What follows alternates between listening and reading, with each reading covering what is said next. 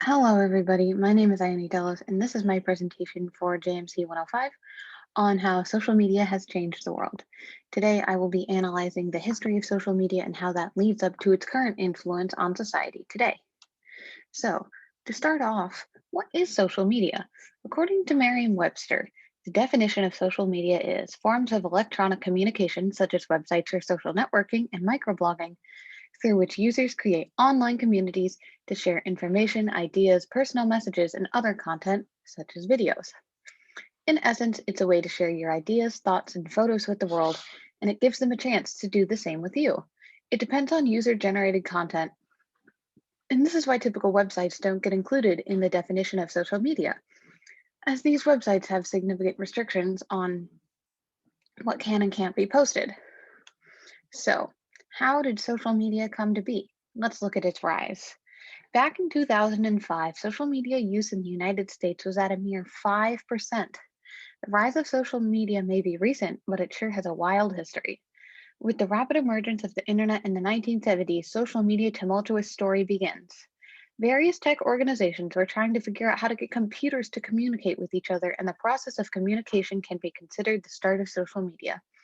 It wasn't until the 1990s that personal computers became more accessible and affordable to the general public. With the bulletin board system and popularization of blogging, it gave people the freedom to log onto the internet at any time and write what they were thinking and feeling, which helped people start to realize the full significance of the internet.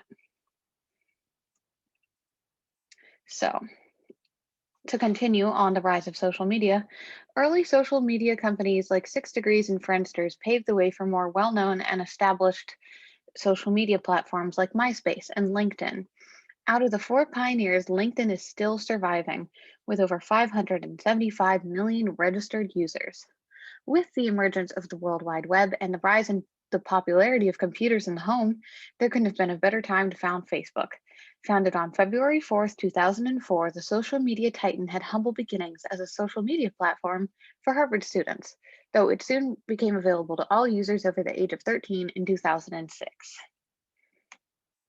With its incredibly polarizing 240 character count limit, Twitter was founded on March 21st, 2006.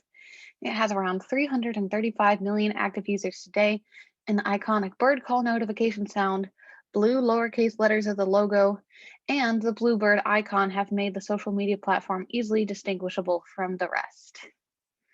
So, the 2010s was an extremely influential decade for social media as the rise of smartphones like the iPhone 4 and new exciting social media companies made the media world explode.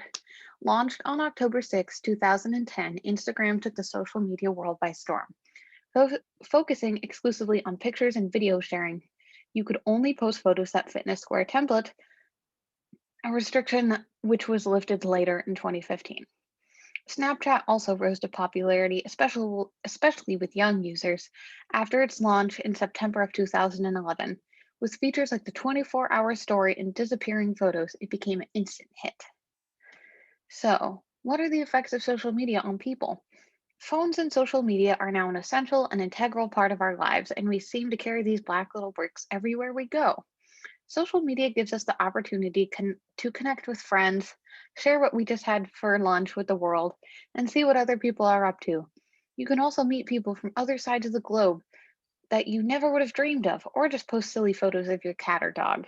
Though in the recent years, and especially with the addition of the Explore page on Instagram and the For You page on TikTok, social media has become almost addictive.